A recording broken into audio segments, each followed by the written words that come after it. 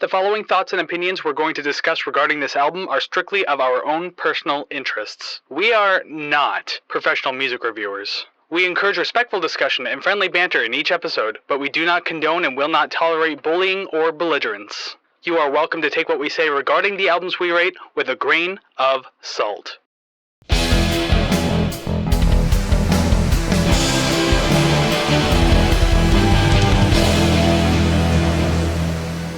Well, hey there, everybody, and welcome to another episode of the Rate the Record podcast, episode 59. Woo! Almost 60. Yeah, witty retort. Woo. And 10 more until things are nice. Yeah. Anyways, your immature hosts for the day are Kris and Savannah, who doesn't understand that reference. Well, what episode's 10 episodes from now? Oh. I was thinking 70. I'm so stupid. Not quite. You said 60, but it is episode 59 indeed. Yeah. Well, anyways, thank you very much for being part of the podcast today, checking it out, hanging out with us. We sure hope you like what you see and what you hear today. And if you do, make sure that you like, subscribe, comment, rate, share, follow. All of those things really help build that musical community that we are trying to build all the time, brick by wood by rungs of ladder, whatever you want to calculate it as. We're trying to build something here, and we need your hands, Mr. and Mrs. whatever Carpenter. I don't know what's happening anymore. Karen Carpenter's dead, so I don't know why you're talking to her. I supposed to, but I also said Mr. So there's her brother was in the Carpenters. It was just the two of them. Excellent. So is he still alive? I have no idea. Everyone talks about Karen Carpenter, and that's all. Well, we need his financial assistance. but until we can get a hold of him, you can give us financial assistance if you go to covid.com/rate the record. If you happen to like what you hear just enough that you want to financially support the show, we will give you things in return, such as bonus content, a shout out in the show, a card at the end of the show. And of course, if you have a band, you have a song, and you want us to B-tier it, I'm kidding, we won't B-tier it, or am I kidding? But regardless, if you want us to listen to it and actually legitimately review it, we can do that on Kofi.com/rate the record. Link is down in the description below. Yeah, no, it'll be B-tiered. We do not have a good track record for being good at this, so it's just B-tier. That's it. Oh my god. I mean, yeah, season 3 is like the fucking worst. There's literally only 2 albums that we've done up to this point that aren't B-tier albums. So hey, that's pretty cool. And we're running slim on what's remaining in season 3. So I mean, like, Kris and Savannah, you better get your shit together. Yeah, we like literally this is the third last episode of season 3. So something's got to get. I have a feeling though, if it's not today, one of the next 2 albums for sure. I'm almost guaranteeing it. Oh yeah, all right. I have a good feeling. Yeah. But anyways, this is now third to last episode of season 3, episode 59. Today we have a request for an album, and we're looking at the band 3Teeth and their 19. Sorry, I'm thinking of Savannah doing all the fucking 90s albums. In the 2019 album Metawar. Yeah, so this was a request by Allison. She wants us to take a look at this album. Guess what? That's what we're doing today. Because why not? We like doing requests. We always tell you to, which is down in the link below. You want us to review something or whatever. I mean, it's down there. It can also be found at ratetherecord.ca. There's many ways to get in touch with us. Mm-hmm. And like you said, we don't ask you to request, we tell you to request. So request. Yeah, I mean, wherever you're listening, there is a link down below, whether it be audio or video. So go ahead and do it now. Do it. I would say we'll wait here and just wait here 5 minutes in pure silence. Done? Good. Just awkwardly clearing our throats and well, if you've been here before, you know that we sit here and awkwardly clear our throats all the time. You know exactly what to expect in this podcast. Welcome back. Always glad to have familiar faces in the crowd and whatnot, or familiar ears in the crowd, I suppose, depending on where you're listening. Beautiful. Regardless, ears. Welcome back. Great to have you. But if you're new, welcome to the podcast. We hope you enjoy your stay, despite the fact of what I just said about us awkwardly clearing our throats.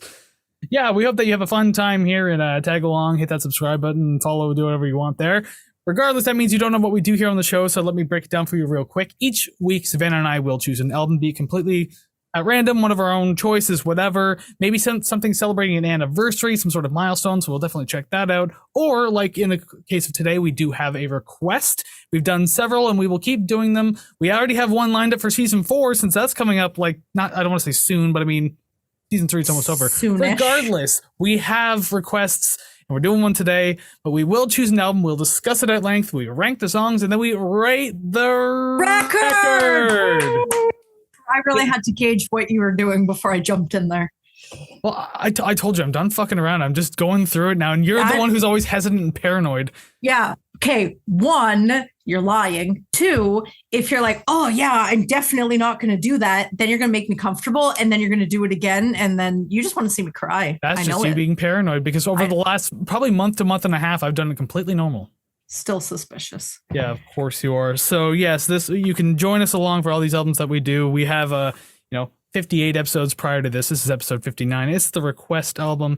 And as I said, we're looking at 3Teeth and the album Metawar. So let's, I didn't know who the hell 3Teeth was before we did today's episode. Right? I mean, they're a fairly new-ish band, only been around for like a decade, I think, or so. Well, I mean, I know so because I wrote a little bio to read for this particular occasion. So hey, why don't I go ahead and read it? So, 3Teeth is an industrial metal band out of Los Angeles, California. The band consists of Alexis Mincola on vocals, Xavier Swafford on keyboard and synth, Andrew Means on bass modular synth, Chase Bronner on guitar, and Nick Rossi on drums. The band formed in 2013 as a passion project between Mincola and Swafford, who also lived down the street from each other at the time. Means joined the band when he sent a video to the two founders that impressed them and gave them the aesthetic idea for the band. Means would eventually suggest Bronner as their guitarist, and the band would take off from there. The band released their self-titled debut album in 2014, and their follow-up, Shutdown.exe, in 2017.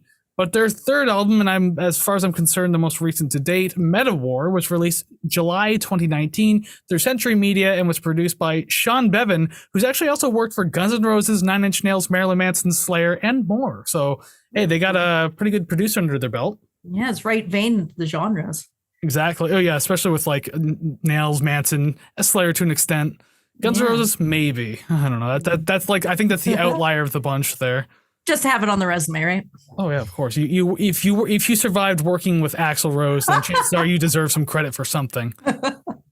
So the albums received generally favorable reviews, though sitting only at a 61 through Metacritic. All Music, our good friends over friends of the show, good friends. All Music gave it 4.5 out of 5 stars. Hey, promising.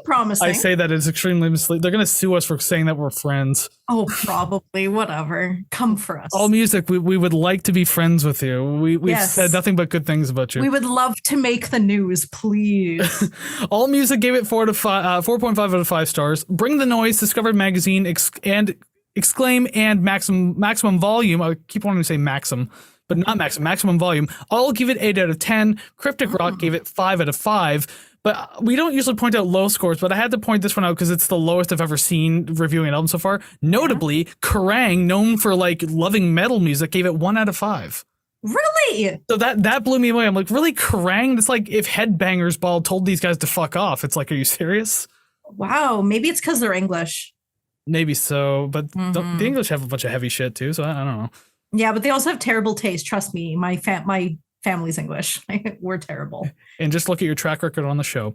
Anyways, this is their most commercially successful album up to this point. It debuted at number 23 on Billboard, which I didn't see that coming. Number 28 on iTunes charts, and number 3 on Billboard's Heat Seekers album chart. Half the album became singles: American Landfill, Exit, Affluenza, President X, Pumped Up Kicks, yes, that is a cover by the way, and Altar, because it has an AE in it, just like from Tool. And as far as I'm concerned, that AE has the aw sound, just like Anima, the album that we covered before, so I call it Altar. Anima. Although I think it's supposed to be Altar, but it's definitely Altar. Anyways, another quick little fact: American Landfill, one of the singles on this, had a video released, and this ties into the hint I gave on last week's episode. It was directed by Mincola's longtime friend Matthew Charles Santoro, who has also worked on movies such as 300 and X-Men Origins Wolverine as either a director or a visual effects artist. Chances are visual effects artist. Interesting. There is no way I would have ever pieced that together. So no, cool. But that was the best trivia I can come up with on the spot last week. Yeah. Cool. So, and yeah, this is usually where I would read what our listener, when they request the album, there's always that option on the sheet. It's like, hey, what do you think of the album? Where would you rate the songs? Like, blah, blah, blah. They didn't write anything, but that's okay. You don't have to. It is entirely optional. There'll be that little red asterisk on the form if it was mandatory. Maybe I'll make it mandatory. Just make you say something. Yeah, damn right. And then it just says this album, cool. I was gonna say, like, we talked for an hour about this album. You can give us like 2 sentences. Yeah.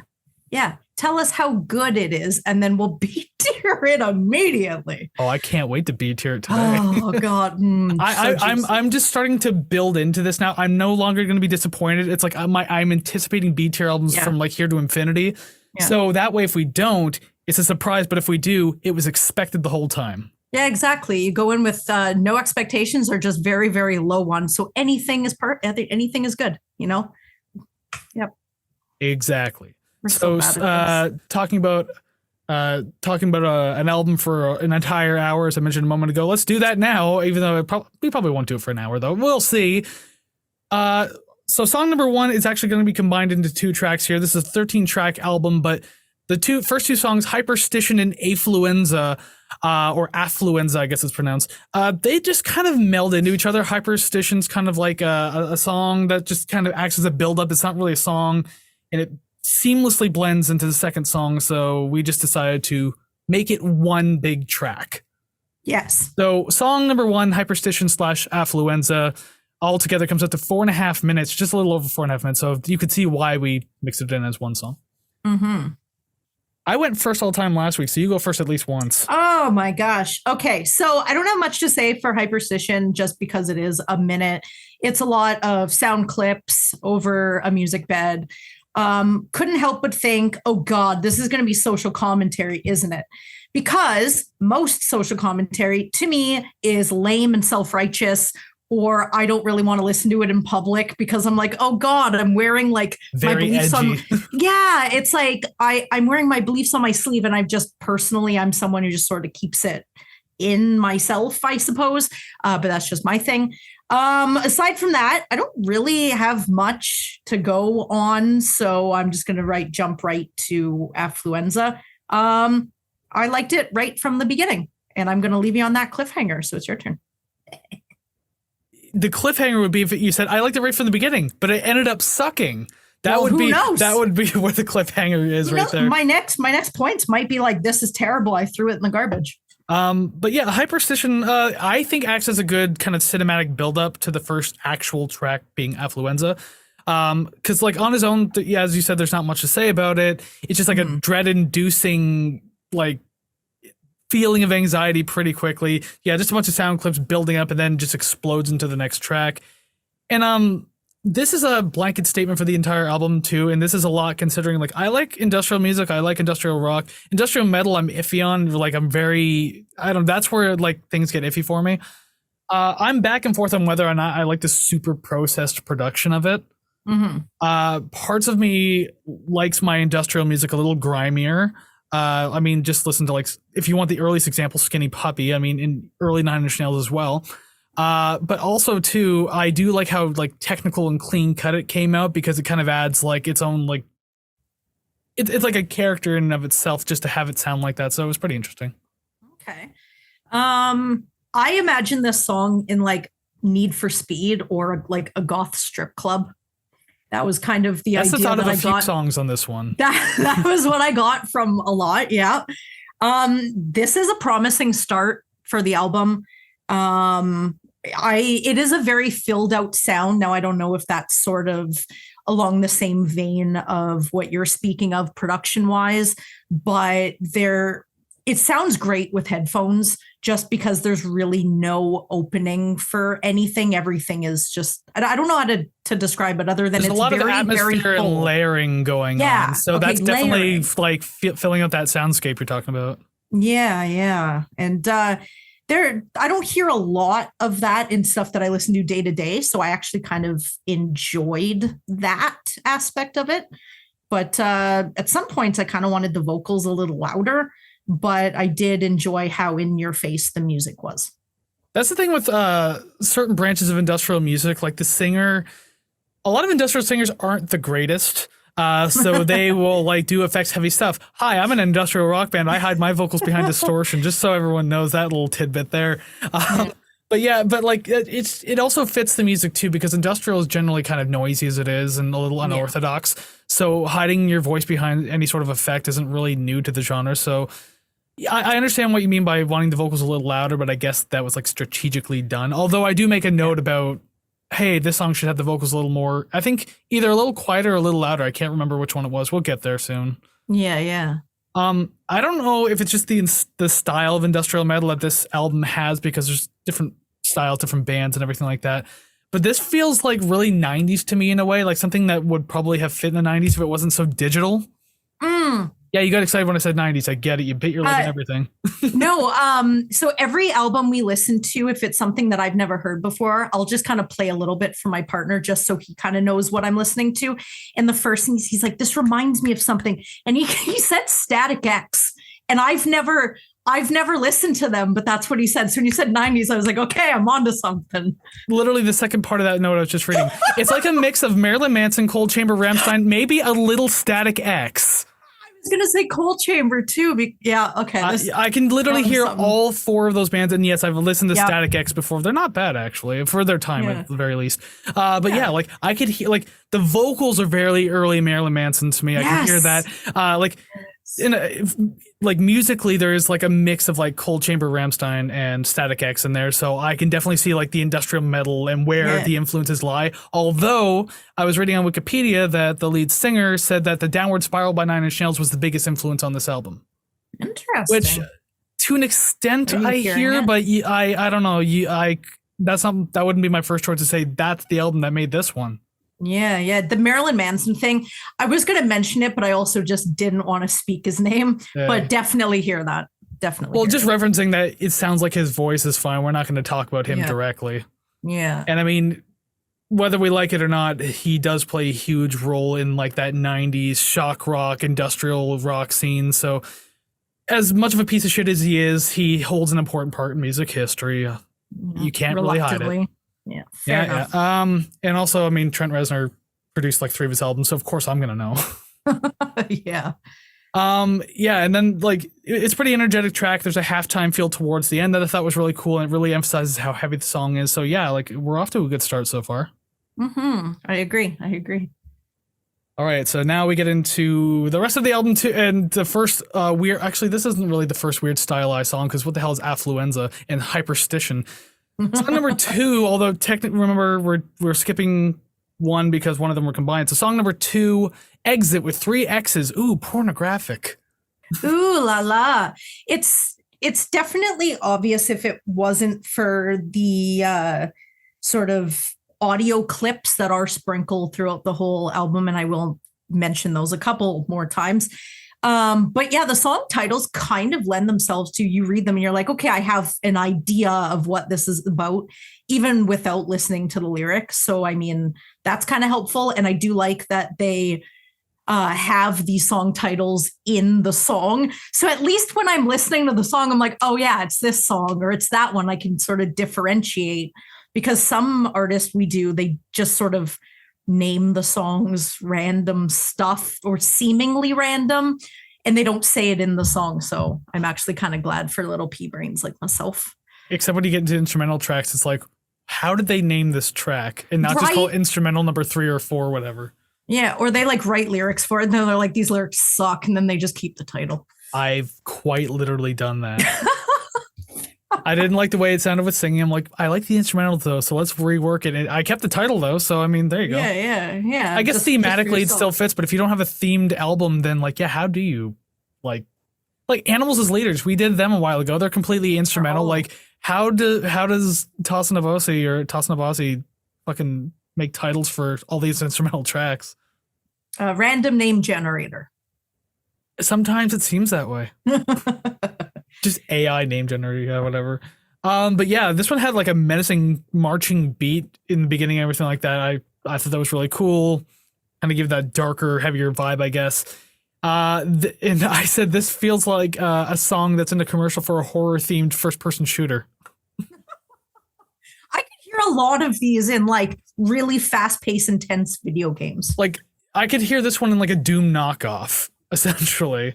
Okay. Like it's kind of like your Call of Duty. I was gonna say there's Call of Duty zombies, but not zombies. Let's just say like an FPS like Doom, but like also Call of Duty. I guess I don't know. I'm just making up a game in my head right now. And guess what? It probably exists. Oh yeah. I'm not very keen on my first person shooters or anything, so if it already exists, I literally do not know. Yeah. Interesting. Last time I played Doom was like Doom 3 that came out in the 2000s. I haven't played any of the new ones yet. I've never played nor seen any of them, but you must know the original. Jesus.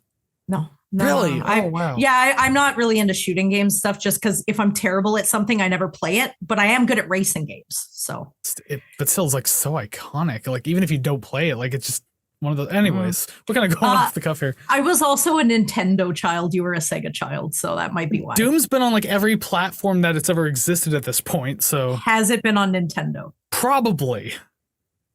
It was on Nintendo 64 at one point, so I mean, like it definitely had to make its way to the originals. Oh, I played WWF No Mercy. So, but anyways, we are getting completely off topic. I played Warzone. Anyways, so I found myself kind of playing producer with this song. It's not a bad track, but I'm sitting there going, oh, they could have gone a bit quieter here, like music wise, sort of like dip down in the intensity, or this would have sounded good this way. I know I kind of do that all of the time. But I found with this song, it was just a little bit more prevalent.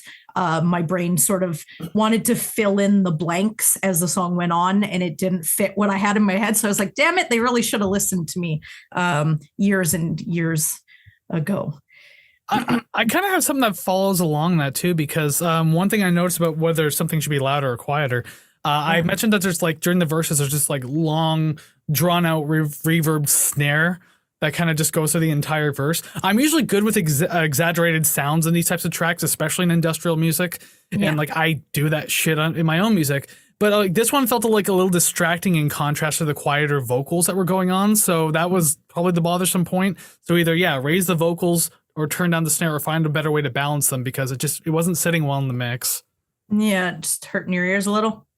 I thought it was hurting my ears. It was just kind of like, I don't know. It was taking away from the actual like singing, I guess. So if you're trying to like follow along with the story of the song, it kind of gets lost on you a little bit. Yeah. Especially on the first time listen like mine. I don't know if my next point sort of goes against that, or if we are talking about the same thing. But I just put, I like the atmospheric sounds in the back. And although it doesn't really change anything, it just sort of gives something else to listen to, because I find a lot of these riffs are repeating. So having something sort of change over top of that is kind of nice, even if that thing over top is just playing the same thing. It adds something to it. And really my last note on this song is I enjoy the tempo. I would definitely like walk to this and feel like a badass bitch, like how you would see like what John Travolta strutting down the street in Saturday Night Fever. Imagine just like this badass bitch in like pleather walking down the street listening to this song with like a baseball bat or something. Can you be a badass bitch in pleather doing the Vince McMahon strut? Yes, but I'd probably throw out my shoulder. That's part of it, though. He blew out at both of his quads running to the ring, okay? So you can throw out a shoulder doing the strut. Dude, the audio listeners, I almost made her choke on water. Oh my god. That is the funniest, like, and he sat there like a grumpy baby. Oh my god. Oh my god. It was the funniest shit ever. If only I could give anything to have been either John Cena or Batista's brain while that was happening. Well, because I want to see like what gears were turning. It's like, what is happening? Why is he doing this? Not only did that protest. Oh my god. That's just, this is going to turn into a wrestling podcast if I keep going on, but my god, I feel like it already has in the past. Oh yeah, we should start one. I think that was the first thought before this podcast rolled around. So going back to something that you had mentioned previously about this, I did mention that there are little bits of like sound and texture layered throughout the background of this track, building into the atmosphere, and it adds to the overall sound, which is kind of nice, even if it's not noticed at first, because like it took me I listened to this album, I want to say 3 times. But some songs I listened to more than once just to kind of get a better feel for it. This was one of them. I feel like the track would be flatter without stuff like that. Like it would just be your basic run of the mill, like generic industrial metal, but like at least the textures and the sounds really help kind of add a little bit of flavor to it. Yeah, I can agree to that. Well, obviously, I made the note. Yeah, and I was agreeing to you, so you're agreeing to me, agreeing to you. Yeah. Yes, you are right. You are right. You are right that I'm right. Yes. All right, moving on now. Song number 3, apparently the only music video of the album, but I could be wrong, didn't do too much research. American Landfill. The grimy chugging intro did it for me in this one. I thought that was super cool, but I kind of wish the verse didn't go so quiet afterwards. It kind of felt like a weird mishmash at that point. I kind of liked where it was going originally. Not that the verse was terrible, but just, I don't know. I was hoping for something a little more exciting. I like the combo of like the singing and the faster screaming. At this point in the album, I'm not really sure what I prefer, if I prefer the sort of melodic singing or the screaming, but the screaming isn't obnoxious or like ear splitting like I've heard before, where if you hear just constant screaming, you're kind of like, okay, like that's a little bit much, like please stop. But this was completely fine and actually kind of invited it or like enjoyed it. I wanted it. Realistically, I didn't know how you were going to feel about this album when we were listening to it. Like, after a long time, I thought I was starting to get your musical taste, but then after we did that mixtape episode, I realized I don't know you at all. Yeah. That or I just haven't been paying attention, probably the latter. That's okay, because my preferences change on a dime, or I can tell. It's like you could have something and three out of 4 components match, but the one that doesn't, I'm just like, oh yeah, that's interesting. I like that. And you're like, I was so close. I got 3 out of 4. So yeah, things I think you'd like, you didn't end up liking, whatever. It's like it's happened way more than once. Yeah. Well, speaking of that, I do think that we're going to get our number ones matched. So I'm going to say that early in the album, because I heard it and I was like, because we haven't even talked about all the songs yet. I'm like, I think Kris is going to like this. And then I liked it. I'm like, ooh, okay, we'll see. So I am going to be ballsy today and just say that. I want to know your reasoning, but we can't talk about it yet. But for American Landfill, at the very least, while we're still on this track, Yes. This happens a lot in this album too, that many parts of the song just kind of melded into one another. So it got really hard. Like it was like a seamless flow almost from like verse to chorus type thing. So it got really hard to pick out one thing over another, like pointing out things I liked or didn't like. The song's fairly repetitive without doing too much. It's not super impactful as compared to what we've gotten so far, and realistically what we get later in the album as well. It's not an awful song, but this one considerably apparently being the lead single, like, I don't know, I wouldn't have chosen this one. Really? I definitely agree with things sort of blending in, and that is sort of a gripe that I've had with songs coming up, where I want to say, oh, I really like the verse or I really like the chorus. I literally had to listen to the song like 2 or 3 more times to sort of know where that separation was. But I just couldn't find it in some of these songs. But I mean, I really like the breakdown in the bridge. I like that it wasn't anywhere else in the song. So it was sort of new, and it was like, oh, here's something different. And while it is sort of a, I don't know, more metal-y breakdown, it kind of showed a sort of melding of genres or styles. So that was kind of cool. Yeah, a little bit, I guess, because that's a lot of what this album happens to be, like, where the bridge is probably the most different thing you'll get in a track. Yeah. And even then, it's not necessarily a bad thing, but it's also not necessarily a great thing. Like, I always say, like, oh, I wish this band took more chances and all that, blah, blah, blah. And, like, and I always also say that doesn't mean I have to go crazy and every song has to be this completely different, like, magnum opus type deal. Yeah. But at the same time, just like, I don't know, it gets to the point where just you're wondering, like, how timid are they? It's funny. I was thinking that earlier, that I don't expect this to be like a prog rock album or, you know, like you said, this magnum opus of huge stuff.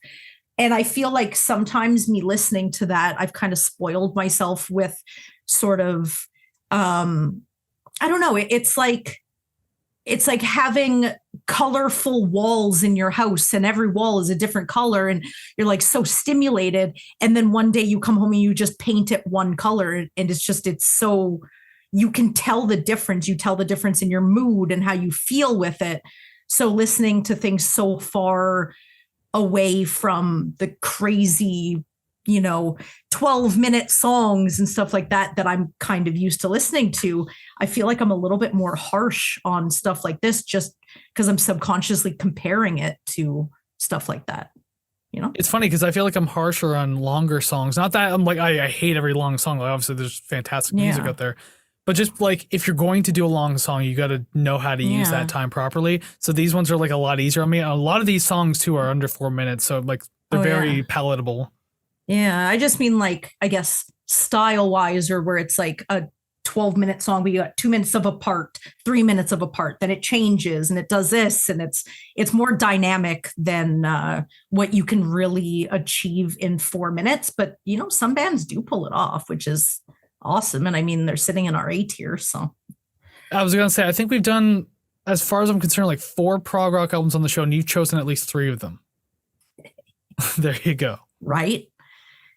I guess we can move on now, though. We can. Done. Okay, cool. So going on to the next song number 4 on our list, the one I thought should have been lead single, President X.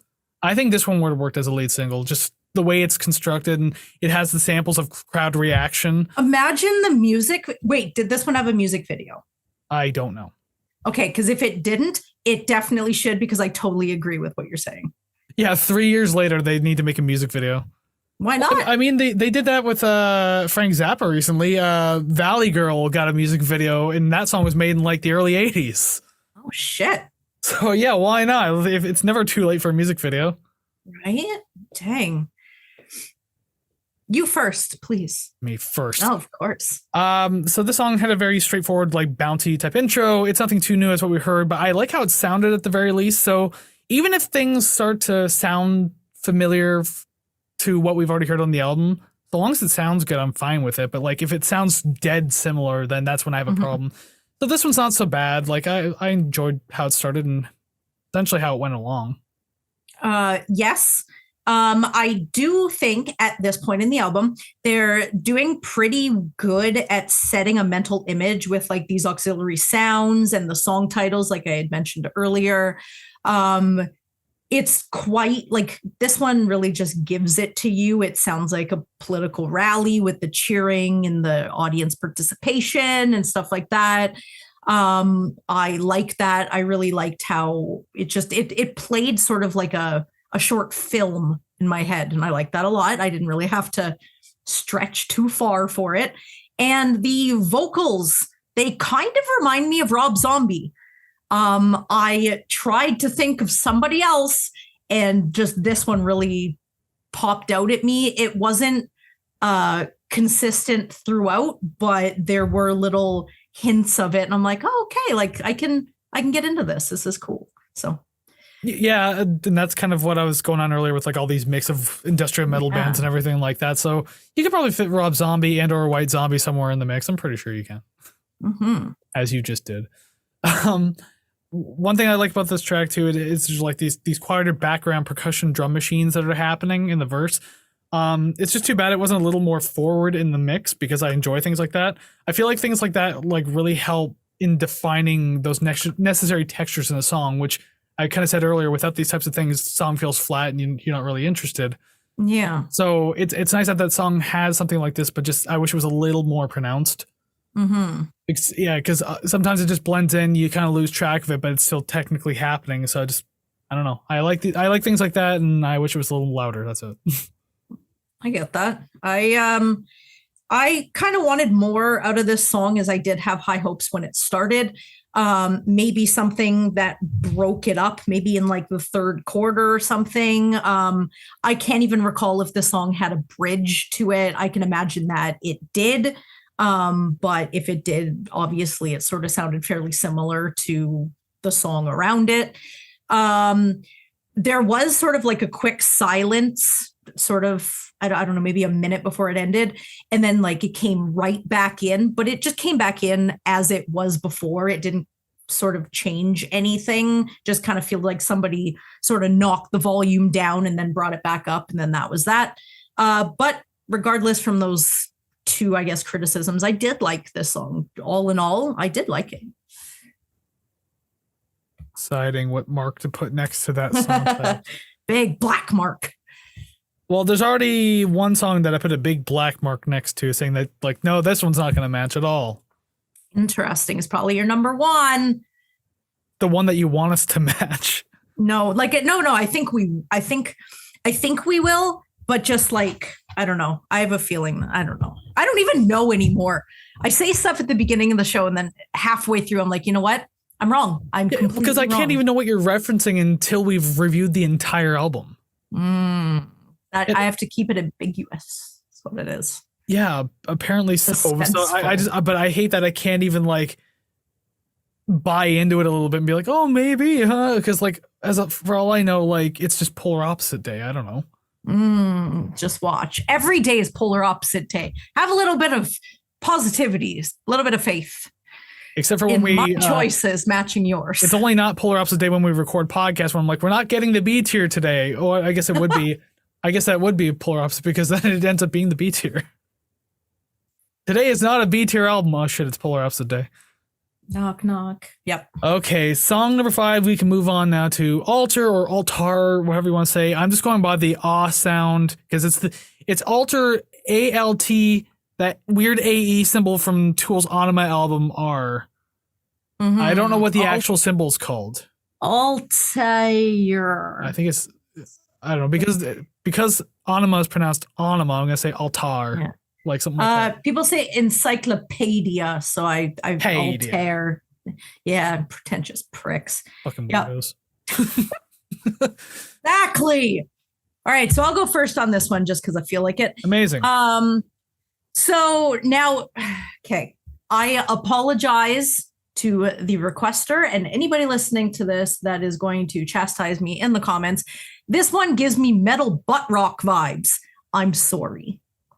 I really like the opening until the drums kicked in, and then it just kind of killed it for me. I like that the sort of opening was revisited before the second verse. I recall it either just being guitar or bass, or it was just something without the drums. It was good. I liked it. Then when the drums came in, I was like, meh, not so much. But the song went by quickly for being a 4-minute song. Like I didn't dread any part of it. And when it ended, I was like, really? Like it's over now? So, I mean, that's a positive. That's good. I don't know if I felt the same way about that because, like, not that I felt it dragged, but like I noticed the time. Because I think around like the 3:40 mark, I'm like, how long has it been so far? I'm like, oh, 3:40. We're kind of, I saw, once again, I saw your camera do a little light show there. Okay, that's the next thing to get replaced is my light. One thing after another. I think is that your light or your camera doing that? I think it's the light and my camera. So we're just going to fix them both. Because it could just be the weird auto white balance or something like that. It's funny because this happened like a handful of episodes ago. We're talking about the exact same thing. But I did upgrade my audio. So one thing at a time. That's fine. I mean, that's all we can really afford to do at this point. I can't remember what we were originally talking about for this song. So I'm just going to go ahead and jump into my note. Oops. You didn't feel like this song like sped by. Oh, yeah. It's not that it felt like it just went on forever, but like by the 3-minute 40 mark, I was just like, how long has it been? I'm like, oh, so we're almost over, but it feels like a long time. Okay, I gotcha. So it's not that it dragged, but it didn't go by quickly for me. Interesting. There was a bit of a pullback on energy on this one, obviously, in the verses as compared to like the other tracks. It's nice to have this here, I thought at the very least. It definitely has like an older industrial feel to it, so it's not like more modern industrial metal, so I dig that because I like the old school feel of it. There's also these like clean guitars that open the track too that I think sound really good, and you kind of hear them. I think that's what you're referring to when it's like they played that in the beginning, revisit it later on in the track. Yeah. So yeah, I do enjoy that. I thought it sounded pretty cool. Especially because it's not a distorted guitar at that point. So hey, you got something different out of it. Yes, and I think that's why I noticed it right away. Awesome. There's like this really heavy chugging in like the pre-chorus too. It was a really good touch. It's just a great build into the chorus overall because the verses are a little quieter, pre-chorus gets louder, and then the chorus just kind of bursts into its own little thing there. But I will say, speaking of the chorus too, even not knowing the lyrics because I didn't read them or anything like that, I feel the chorus is the catchiest one up to this point on the album. Mhm. And there's actually quite a few catchy choruses on this album, but like this one to me stood out a lot more. It feels more spread out and has a variety of like slower and sustained sounds. So it's like, again, as I mentioned, more palatable. So Mhm. I don't know, more to enjoy out of it. I do mention some choruses I like. Unfortunately, it wasn't this one because clearly I didn't write it down and didn't notice. But I guess my last note and sort of a slight gripe of mine, which I think could be said for a couple other songs, if not maybe songs that we've already talked about. I'd like to hear something different or better in the bridge because some of them sound like I'm listening to the song just sans lyrics or sans vocals, where the music is pretty similar to the rest of the song. So it's like, I understand that it's a bridge because there's no vocals on it, but like this song, it ends the song. So it's like, it's not really a bridge to anywhere. It just sort of, it starts like a bridge where I'm like, oh, okay, like we're going to listen to, maybe another 2 choruses, maybe another chorus, and we'll call it a day. And then halfway through, it's kind of like, no, this is how we're ending the song. And then it ends the song. I'm like, what the fuck? What is this?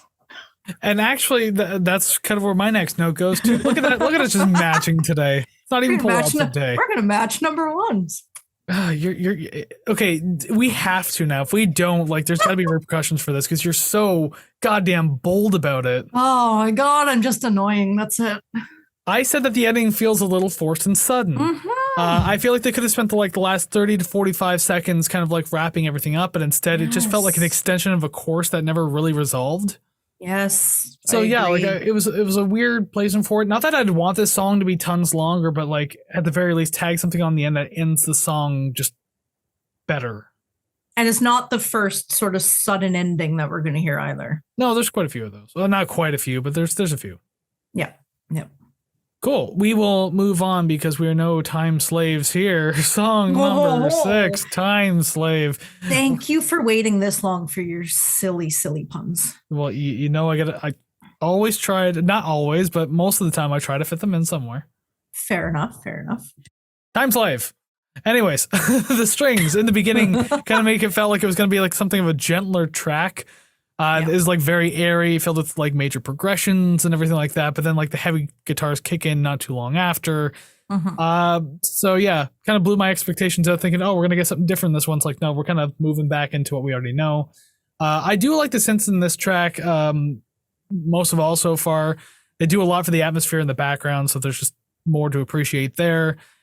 I tend to like the tracks more that focus more on the synths than the guitars themselves. Yeah. So it seems. Interesting. For this one, I am kind of at this point growing a little tired of the audio bits tacked on at the beginning of the songs. I do feel like I kind of heard this one earlier in the album. I don't really have much for this one, but I do like I said before, I do like the sing/scream combo, but I do wish that in this track there was more screaming as it the hell did I just write? Hold on. Let me read this because like past Savannah has no idea what grammar is. I want a compilation of every time one of us had to cut ourselves off just because we're like, what the hell were we even talking about? Okay, I'm just going to read it and then hopefully we can piece this all together. Cool. I like the sing/scream combo and I wish there was more screaming here as it reduces the impact and intensity when it's singing for most of the song, especially with the heavy music. Okay, that makes sense. There was just absolutely no punctuation in that. I was going to say without punctuation, it's very wordy. Yeah.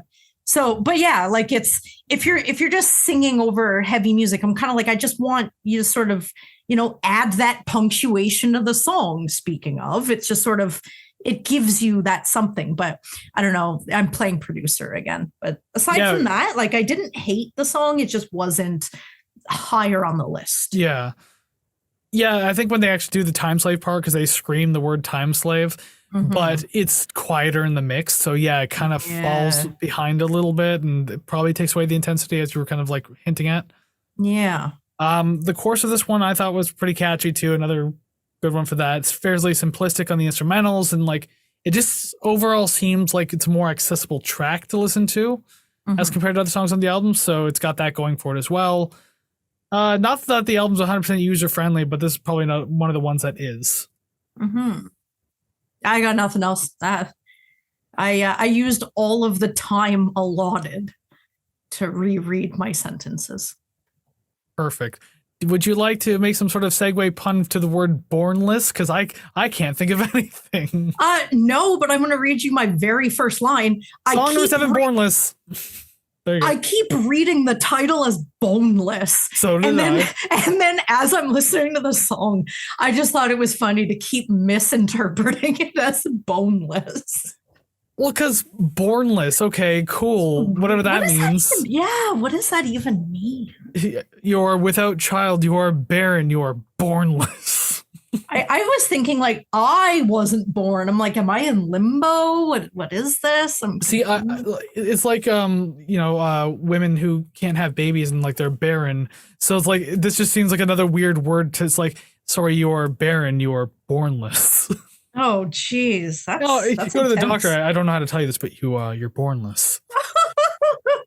I'm what? Oh no. But yeah, it's weird to say this on this style of album, but this is probably the poppiest of the compositions so far. Not saying the song is poppy, but just like the way, the style it's written feels like the poppiest it could be. So I could see this one catching on a lot more, although this one wasn't a single either, which is interesting because I could see this one being a single. Interesting. I found that the song, it started off strong. I was very optimistic. It did for me sort of sound like the rest of the album. And as of writing that, like I've said before, I write my notes as I listen to the song. So they're all in, I guess, chronological order as I listen to the song itself. But starting to sound like the rest of the album now, and I'm not sure how confident I am that this won't continue. Hindsight 2020, I guess. I need something new to sort of wake my brain up, and unfortunately this track wasn't the one to do it. It just nothing really stuck out to me as, oh my God, we've turned a corner, we've got something else going on. And I see you writing that X next to this track. So you did not do that on the sly. X would mean that we don't agree. I won't give it away, but it's somewhere at the bottom of my list. Somewhere. Okay. Yes. So I won't tell you what I did. Okay. But although I do kind of agree with you about the song, though, if that gives you any sort of idea, because I just said that it doesn't really give you much more than other songs already have. Yeah. It's definitely one of those middle of the album, just throw it in wherever the hell you want type tracks. So yeah, this one's kind of forgettable in the end. It's not the worst thing on the album, but there's nothing keeping me. And it felt like it was far too long, even for a song under 3 minutes and 30 seconds. I get that, and seeing how I have no more follow-up notes or rebuttals, I feel like that says a lot, or says enough. Fine and dandy. So we'll move on to song number 8, then Surrender. I don't know. I'm just going to end up singing a Cheap Trick song, so I'm just going to. I thought you were going to go with the Billy Talent one because you actually requested them before. So hey, Surrender. Do you not know how I pick albums anymore? You told me once. I go to sleep, and then I wake up. Told me. No. I wake up and I think of what my dream was, and then I pick an album. See, you told me another method. Well, I mean, that one is true too. Yeah, we will see. We'll see the results of that bullshit in season 4. There's one album I'm just not looking forward to, and I know exactly. You know which one it is. I do. Yeah, I do, and I love it. I love it so much, and just trust me, because if that one turns out how I want it to, or how I think it's going to, there's going to be many, many more coming up, and it will be without restraint. So you're just like purposely sabotaging the show now.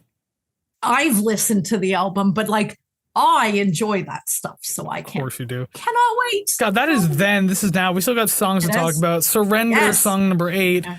I do like the synth and drum combo in the verse of the song. They work really well together without like throwing too much into the mix. So that's kind of, as I said before, that's one of the things I enjoy about this album more than just the guitars themselves or anything like that. Like I like it when synths take the lead, drum machines take the lead. I think it all sounds really cool.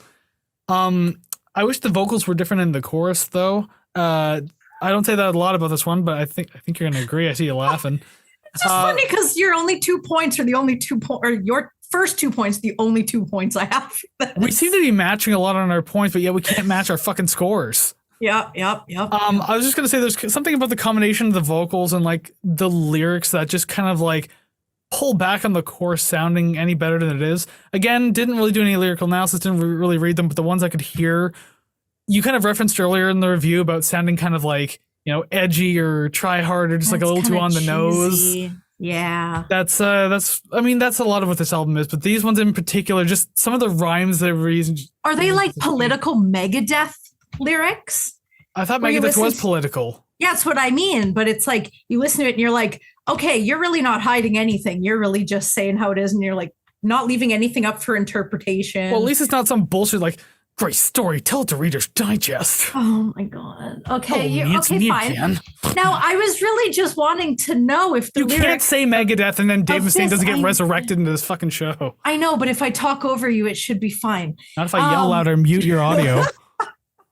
I edit this podcast. Remember that. Anyways, all right. Yeah, whatever. All right. Yeah. Do you have anything else for this one? Because I don't have too much, but they do kind of mesh with what you said. Well, you might as well get them out there. I have one more point, but yeah, I mean, whatever. Go ahead. I just mentioned like at least the chorus sounds a little different with the vocal processing. Didn't know if I liked it. Couldn't really be swayed either way, but I did notice that it was different. And I like that the song is a slower tempo because I do like heavy songs with a moderate tempo guitar over a slower drum beat. There's just, I don't know what it is. It's just, it's noticeable. I liked it. It was good. Everything else is just sort of there, but the different sort of the shakeup was good. Yeah. But again, though, this song just feels like one that kind of ran out of ideas a little too quickly. Which again, we're in the middle of the album, so it's kind of, I usually say like side B syndrome, which I guess this technically would be. But like this is like completely middle of the album syndrome, just like where you want to try to sandwich certain tracks with like the 2 good pieces of bread and then just the shitty meat between, I guess is one of those. Like hide it. Although I won't say all the middle tracks on this album are bad or anything like that. Like, but this one wasn't really doing it for me.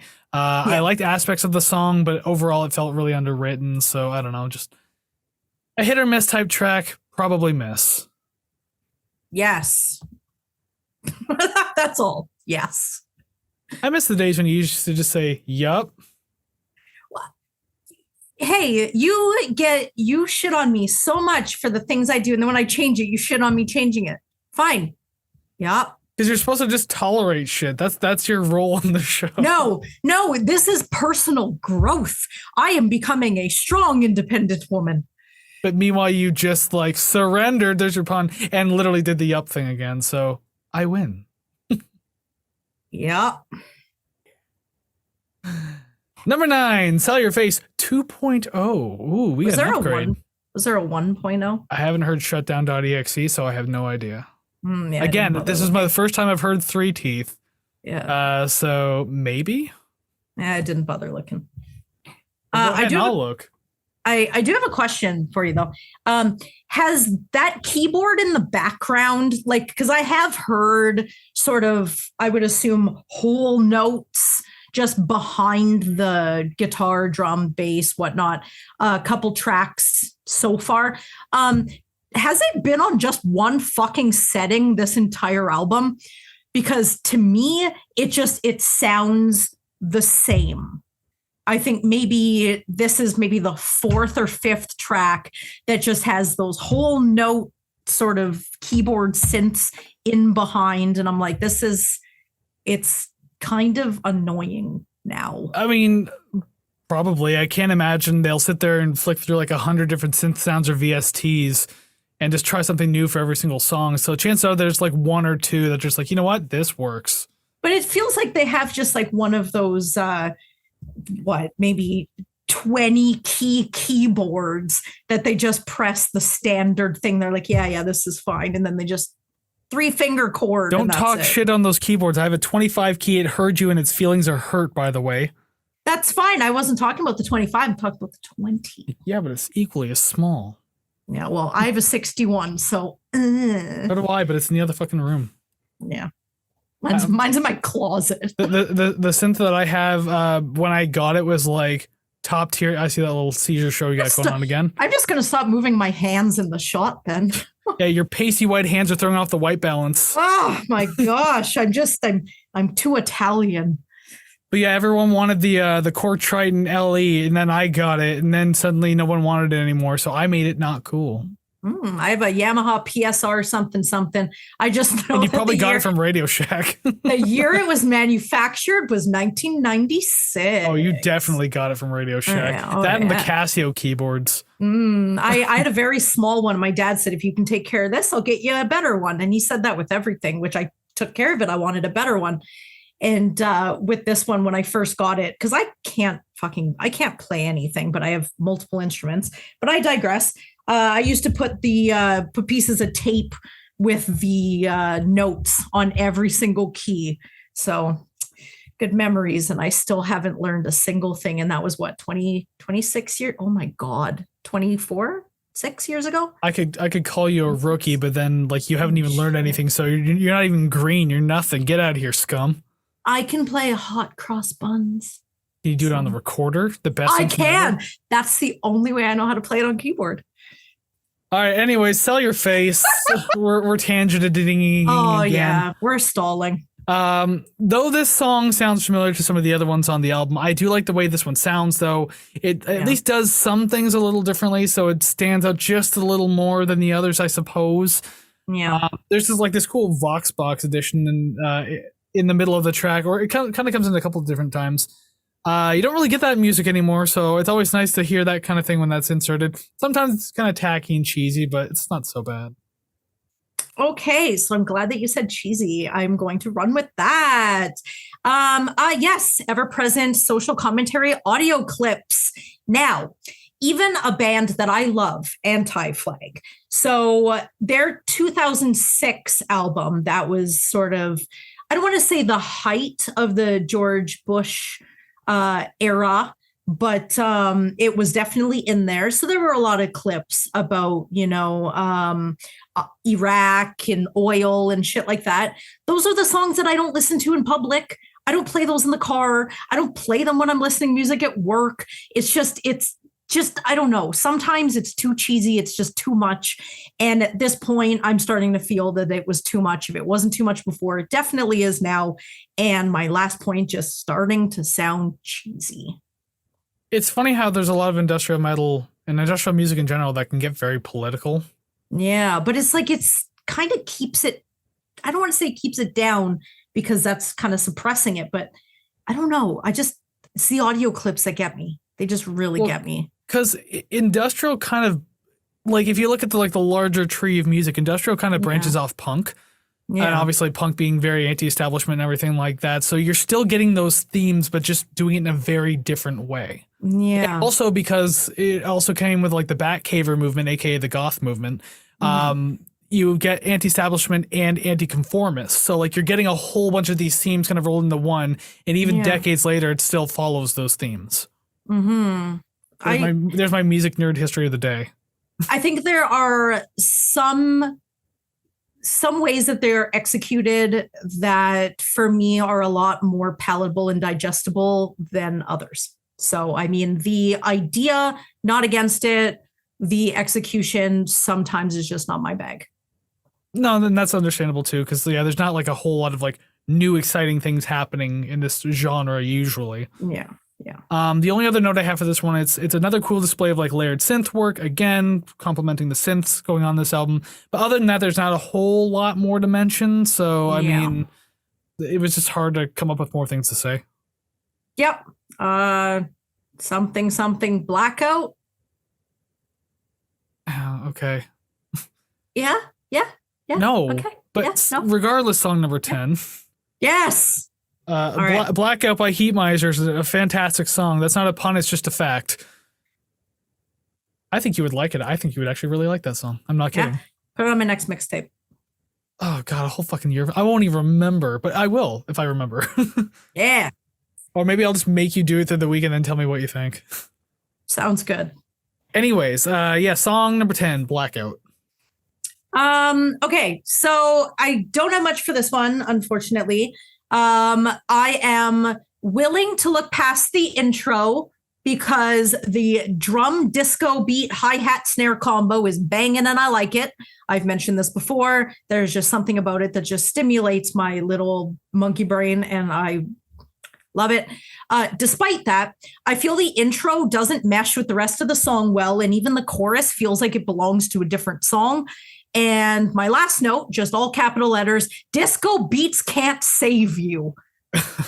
That is how I feel. Disco beats, you say? Ooh, I love it. I don't know how else to describe it. I'm sure there's some sort of something shuffle or whatever. I'm sure I could look that up. But to me, it's just a disco beat where it's a constant ride on the hi-hat and then you go down to the... I love it. Ooh, I love it. Would that make trap beats and hip hop like an offshoot of disco then, since it's really reliant on the hi-hats? Quite possibly. I think it'd be hilarious if it's not true, but it'd be hilarious if it was. It would be awesome if I heard a song like that and I'm like, oh yeah, I love this disco beat, and you're like, oh my god, I swear to God. Oh no, trap is way too different. Way too different. I'm gonna have to look into that because I feel like someone has said like, oh, maybe you'd like this. So I don't know. Maybe it was you. Who knows? Yeah, that's been me like more than a handful of times on this fucking show, and then you're just like, what? What about trap itself? I don't know if we've actually like talked about it or if someone else mentioned it to me. It's my least favorite form of hip hop. Interesting. It's so it is something it's like mumble that rap. I should start. It's like a branch of mumble rap, or mumble rap's a branch of trap or something like that. Regardless, it just kind of falls under that umbrella a bit. So it is something that I should start listening to eagerly and enjoying, is what you're saying. Do it. I mean, hey, that's your thing. I'd rather get blackout drunk. There you go. I'd rather not though, because I can't fucking stand hangovers in my 30s. It's like literal death. Oh my god. Anyways, Blackout. Yeah. What did you think of the song? There's a whole minute without those super processed guitars, so I thought it was nice to get something different to start out the track. Mm-hmm. It's actually refreshing to have a track that pulls back the energy a little bit too, considering everything that we've had up to this point, especially as we're getting to the end of the album too. Like, this is the penultimate track. So no, there's like the encore track of Pumped Up Kicks. Although these do feel like the last two tracks, like this one and the next one, absolutely 100%. Definitely. And even with the heavy portion towards the end too, I like the gradual progression to it throughout the entire track. Like, it doesn't feel like it's just so sudden to me, because like the song starts out quiet enough and we have to work into getting those loud points before it finally climaxes. I'm 13. Anyway. I thought we were going to move past that, and then I saw that fucking glimmer in your eye. I was like, no, we're not. Because that little teenage boy in my brain was like, ha! Oh my god, yeah, he's sitting there going, oh, he said it. Yeah, just really loud applause.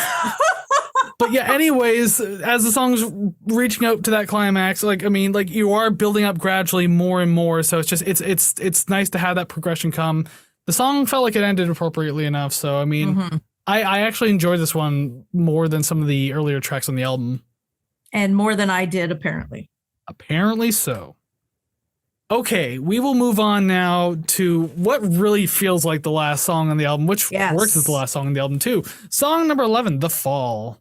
And my very first note, end of record vibes. Oh my gosh, yes.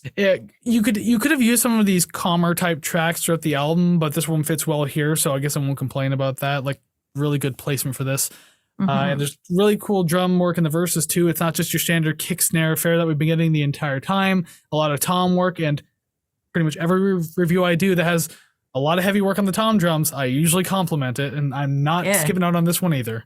It's like me and the bass. It's like once you hear it, you're like, all right, they're gonna mention it. I know they're gonna mention it. I'm gonna have to rehash that meme where I did I said you were Wolverine. You're like touching that picture of the bass, but now I'm gonna have to do it with me, but touching a picture of the tom drum. Oh, niche jokes. Exactly. Rate the Record fans only. Yeah, exactly. All 103 of you. Oh, yeah. Oh, well, okay, fine. Audio Land as well. I wanted this song to just kick right into a theater organ like Phantom of the Opera. Alas, it did not. I don't know what it was at the beginning that made me think of that, but it would have been cool if it did. I really liked how sort of, I don't know, it was calm. I guess it was as calm as it could be. I like that. I did like the chorus melody. I didn't realize I had to wait to the very end of the album because I thought I mentioned this earlier, but I did not. I like the chorus melody. It was repetitive, but it gave me sort of Nirvana's Something in the Way, which I'm pretty sure was my number one from that album, where it sort of repeated the same thing, but it gave me sort of like a dreamy kind of feeling. And I enjoyed that a lot. I kind of got lost in this song, and at 4.5 minutes, it was really easy to. Yeah, this song has like a generally like darker, more chill-ish type atmosphere. It's still pretty It's delicious. It's still pretty brooding in a way though. So yeah. But yeah, it works well for this track though, and especially with its place on the album. Still has some good heavy moments in it towards the end, but ultimately like it just makes the song feel a little more epic. So I mean, yeah, there's a lot to enjoy about this one. Yeah, I definitely like your use of epic.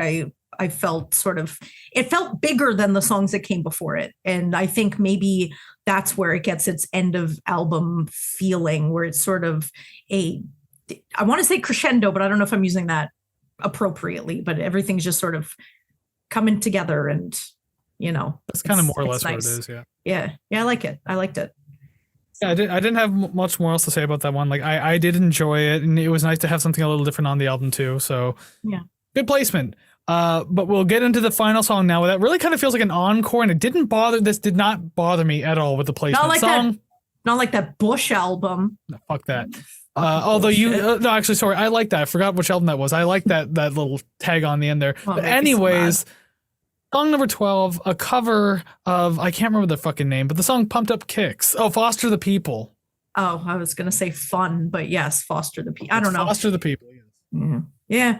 I feel like this song, or I get how this song fits the theme of the album. It nestles itself right in there, and, no tweaking to be done. And it is a decent cover. I mean, it is the only cover of the song that I've heard. But it is a decent reimagining in this style. And I don't think I really would have caught on to what song it was. Like, obviously the title, like whatever, but there are some times where popular songs you don't really know the titles of. But I think maybe halfway in the verse, it was kind of a, oh, it's this one. Yeah. Okay, cool. So I'm glad that they didn't give it away right from the beginning, that it just sounded different enough until you kind of catch on, but only to the lyrics. Yeah, although I knew what the song was because I've heard this one, like not this cover, but the original like a bunch of times, so I know what Pumped Up Kicks was. And yeah, it does fit in thematically because, like, I mean, those lyrics is another one of those songs where if you're not paying attention to the lyrics, you're going to think it's a very uppy kind of good time song. Mm-hmm. It's like, no, this is a school shooting song, my guy. Yeah, it's no. Oh. Well, it's funny because even with the original, I've heard it a bunch of times and I knew what the chorus was and like you outrun my bullet, outrun my gun and everything like that. Yeah. But like I never heard the verses. I never paid attention until I listened to this cover and I was like, oh, this really builds the story of where the school shooting is going to happen. Like this kid's going through his father's closet, finds the gun, talking about his plan, smoking a cigarette, and then he fucking goes through with it. And I think he kills his dad at the end too. I mean, oh my God. Ew. Something about like he's been waiting for his dad to come home and he's like sitting at the table and he got the gun kind of hiding in his waistband. He's gonna go pop. Great story. Yeah, I know, right? And it's one of those manipulative pop songs where it's like, oh, this is really fun. I like this. Where you're not really listening to the lyrics. Yeah, and like that, I feel like that's social commentary unto itself is just sort of, especially modern times. Ooh. Yeah, like seeing the result of releasing a song like that, and everybody, it's like Outkast's "Hey Ya." You know, in one part, he's like, you don't want to listen to me. You just want to dance. And everyone's like, this is such a good song. And Andre 3000 is probably sitting there with his head in his hands going, are that you or he's like kind of rubbing his hands together. He's like, this is exactly what I wanted. I wanted these idiots to fall right in my stupid fucking trap. And they did. Yeah. Dance monkeys. Exactly. Oof. And I mean, I mentioned it once on the show. I mentioned it again. Memory Lane by Elliott Smith. Such a fun, nice little track. Oops. Lyrics. Yeah. Yeah. Every time I have a chance to bring up that song, I will, because it's just like, the lyrics are devastating. Yeah. So. But yeah, I don't really have a lot to say for this one because I just like, cool, a cover for an encore. Why not? I did enjoy it. Yeah, it's like a slower, gothier, heavier version of the original, and I actually liked it. It's nice when a band can cover a song and manage to make it their own without like ruining the integrity of the original. Right. So that's really nice. And probably my favorite thing about the song is like that 16th note sequence bass that just kind of keeps the track flowing a lot and everything like that. Lasts nearly the entire song. So just, yeah, moves through nicely. Cool. And if you like the original and you like something a little darker, you'll like this. Yep. Yeah. See, call back. Yeah. Well, to be fair, if I don't listen to you, you're going to kick me off the Ko-fi page and then I'll never get paid. So. Yeah. You don't even know how many people we have on that page yet. I have no idea. You don't give me passwords to anything. I think I told you like there's 2, but we actually in secret have like 20. So I mean, like, yeah, even this Zoom link here, you send me a brand new link every time. It's like everything's under lock and key for some reason. Sheesh. Yeah, I mean, I'm very protective of my brand. Oh, yeah. Anyways, that's the end of my show for the day. So, hey, thank you very much for joining us today on the show. We sure hope that you enjoyed what you heard. We hope that you also listened to the album so that way you can kind of let us know what you think of the album as well down in the comments of wherever you're listening, because there's comment sections everywhere. So make sure that you do that because we're always curious. And I mean, if I had to sum up this album real quick, I suppose, when this album was good, it was good. When it suffered, it suffered. And I mean, it balanced out well enough, but didn't exactly break ground. So I don't know. I didn't hate it, didn't love it, but we're going to find out where that goes real soon. I feel like I could probably mimic what you said. As we've been doing for the whole fucking podcast so far. Just our notes are like so similar. Yeah. Like pretty much word for word. There were some parts that I really liked. I really do wish that they were sustained a little bit longer. A lot of it reminded me of other things. And unfortunately, I'm more likely to sort of gravitate towards those influences rather than stick with this one. At least from what I've heard. I mean, they do have other albums, so I'd like to give them a chance because I do like stuff like this. I do like feeling like a badass bitch. So why not? Exactly. Well, there's a few bands I could point you out for that then, but I don't even know if you'd end up liking them or even listening to them anyways. If it's not on this show, you won't listen to it. Hey, that is a lie. Okay. We haven't done Third Eye Blind and I listen to them. Yeah, but I didn't tell you to listen to Third Eye Blind. Oh, you didn't?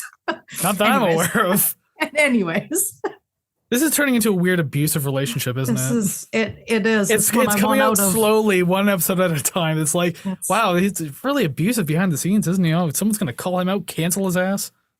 Little does anybody know, he doesn't talk to me except for the days we record. So yeah, we are strangers. If I saw you in the street, I'd walk by you, not even notice you. That is bullshit. You would shoulder check me so hard. I'd be like, oh, sorry, and then just keep walking. Though I gotta go. The bus is coming. There's no bus. And then just, oh, I'm so sorry, and then give me a little kick and then leave. I'll be like, oh, sorry, and then like throw a toonie on you and be like, that's the insurance money. Clean yourself up.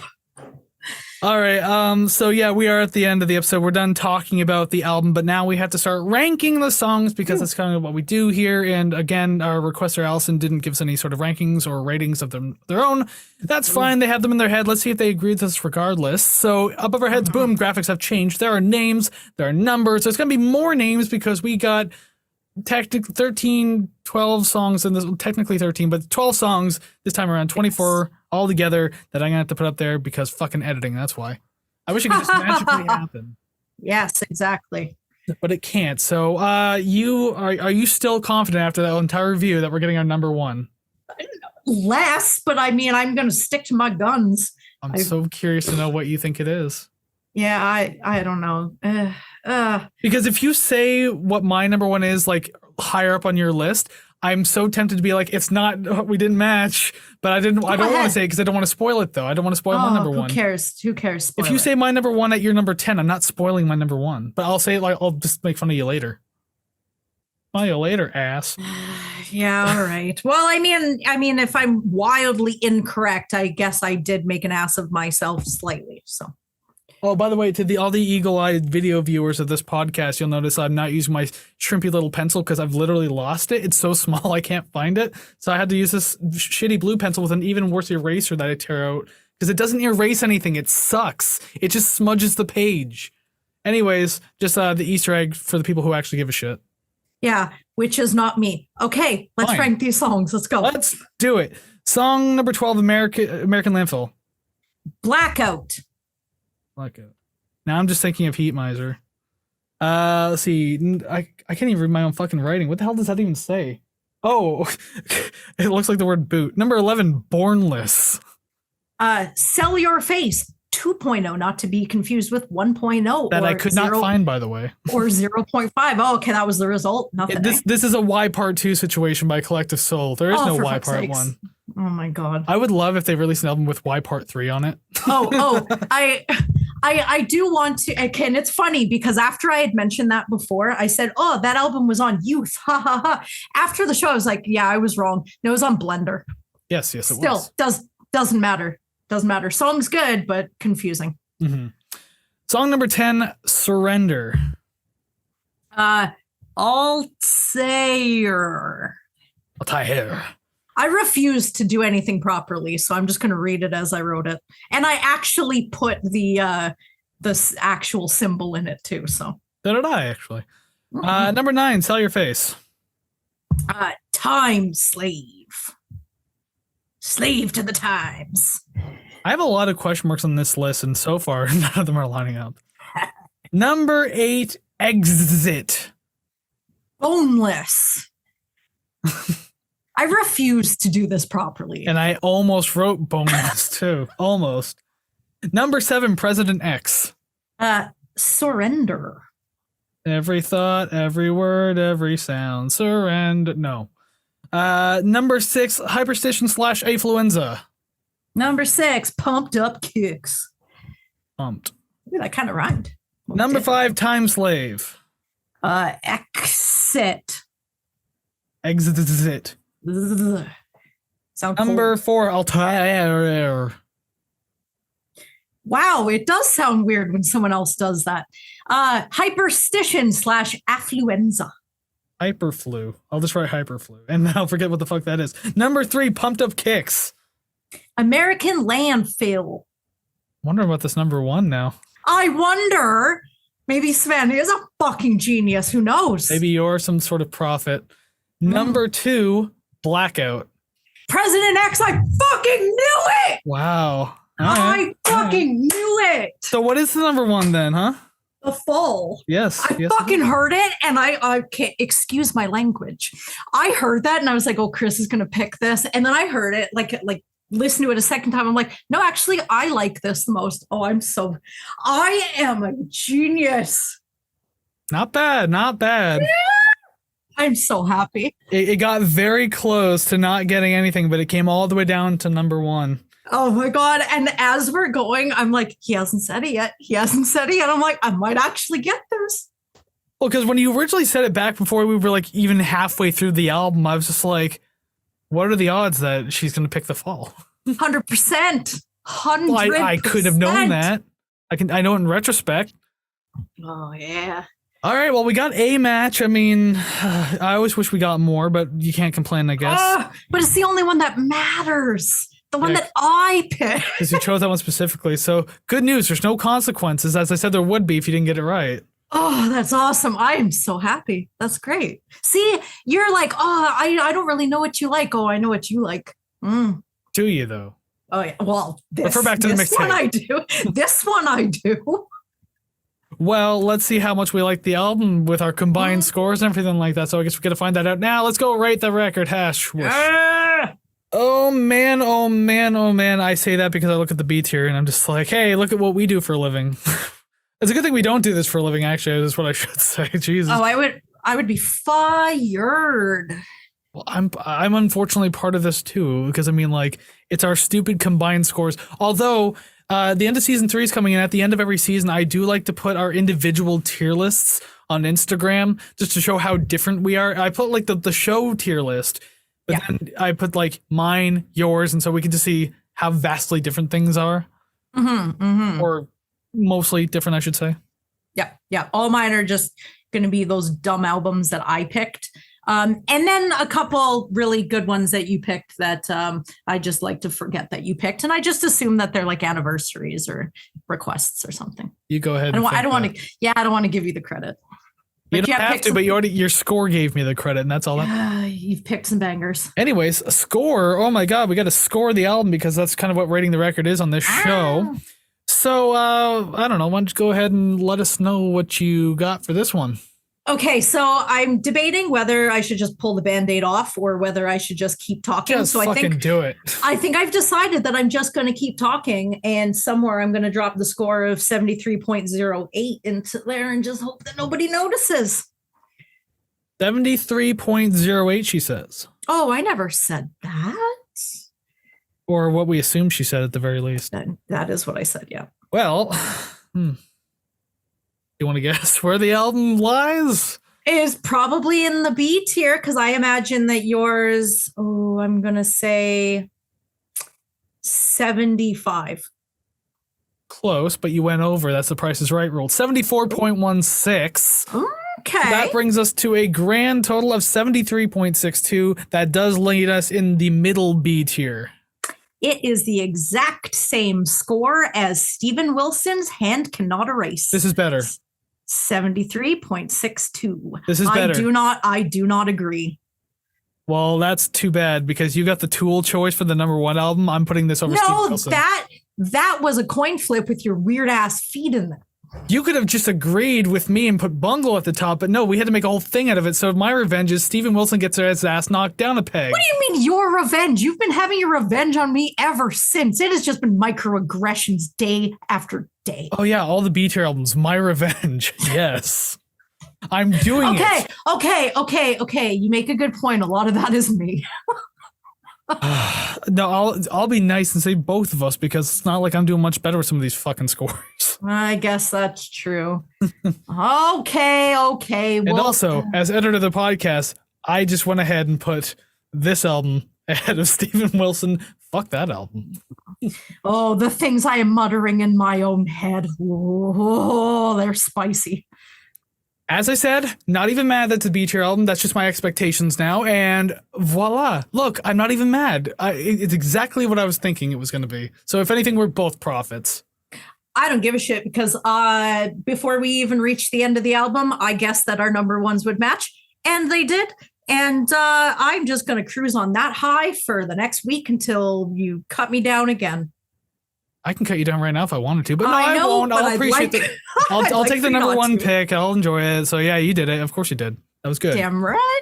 Dang good. And I can't say dang good album because it barely broke the middle B tier. But yeah. I mean, hey, B tier, as stacked as it is, it doesn't mean it's a bad album. That's the whole thing.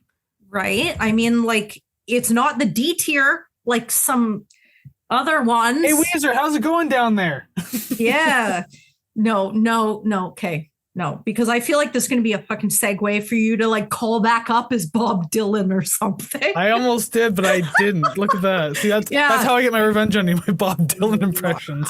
Anyways, yes, that is the album 3Teeth Metawar. That is the episode for today. So I hopefully our requester Allison, I was going to say agrees with our scores, but I can imagine that they would probably like it more than we did. Oh, chances are if someone requests an album, they're going to like it. They're like A tier, S tier. Like, why, unless you want to trolls and give us a shit album. Which like we'll still listen to. Which I don't want to say that Ratitude was a troll album, but at the same time, I feel like it was a troll album. Just sort of a sort of behind the scenes little tidbit. The individual who requested that I am personal friends with, and even I'm not sure if it was a troll album because when I told them that we were going to do it, he's like, oh, really? And I was Okay, that's a troll. Come on. I wasn't sure if it was like a, oh, really? You're going to do it? Or a, oh my God, really? But we did it. We listened to it and like, yeah. And it is the doorstopper of our podcast. That's the ranking. D for doorstop. Yeah. Anyways, thank you very much for joining us today on the podcast. We sure do hope that you like what you see, what you hear. We hope that you like the album. Again, tell us what you think down in the comments below of wherever you're listening, because on audio, video, there are options to tell us everywhere, including Spotify, where I post polls on Spotify. So you can tell us, like, what's your favorite song? What are your thoughts on the album? There's actually that option. Go ahead and do it. Really? Episode, go back, go look. Yeah, go interesting. Vote. I don't think I've ever seen that. Yeah, cool. I suggest everyone do that. Leave ratings and reviews too, because you know why? That helps us in the musical commentary community. We want to build more. We want more people like you on the show, or not on the show, but like being part of the show. So hey, go ahead and do that, would you? Yes, please. And all the streaming links, all of our social media, including Rate the Record Podcast on Facebook, Instagram, Twitter, can be found over at ratetherecord.ca. And of course, kofi.com/ratetherecord can also be found at ratetherecord.ca. But if you want to support the show financially, there's your options. I had a half hiccup while I said that and fought it, so that actually kind of hurt my chest a little bit. I was going to say, I think you've covered everything. Yeah, that was me trying to speak way too quickly and just get everything out of the way. Blah. But yeah, we're reaching the end of season 3. I mean, we're getting there. So next week is the second last episode. And because of the way things were arranged, we skipped another episode this season. As you know, a couple of weeks ago, we didn't have our episode. Like this week should have been what's going on next week. Yeah. But I mean, whatever shit happens. Mm-hmm. Savannah gets sick. Yeah, that's more or less what happened, I guess. I actually, truth be told, I temporarily fired her, but then I brought her back on because my backup decided to back out. So, well, I mean, like, if I knew that coming back was going to involve me going to your house and groveling at your front door, I mean, I probably still would have done it. Oh, and I would stand on the front porch, you'd be on the lawn, so like everyone on the street could see it. And I'm just sitting there like all high and mighty, like can't hear you sobbing. In a bathrobe. Yeah, exactly. It just looked really pathetic. My God. But yeah, so second last episode next week. Make sure you're tuning in. Make sure you're here for all of this. I mean, whatever. But just, I was going to say, because of the episode that we missed, the next 2 episodes are actually albums that I've chosen, just because we had to push one thing over to the other. And then what's supposed to be happening next week, I believe it got pushed to season 4, but whatever, we'll see. Anyways, for next week, you want a little hint, sneak preview what's going to happen, of course. It's a band that's considered a supergroup, and they were formed by a guitar tech who has worked for bands that we've actually already featured on the show before. Ooh, so it's not Ted Nugent. I can't even say that without laughing. No, we're not having that pedophile on my show. I keep wanting to guess dumb things, and I don't know why, but Ted Nugent just comes to my head every single time. Because the man's dumb anyway. It's okay. You're allowed to say it out loud. It's so stupid. He is. Some people just need to be quiet. He's definitely one of them. Yeah. But anyways, that's your hint for next week. So we hope to see you here. Until then, go listen to some awesome music like today's album. Sure, why not? It's a B tier, and B tiers are fine. So go listen to it, and we'll see you again real soon. So take care, friends. Goodbye.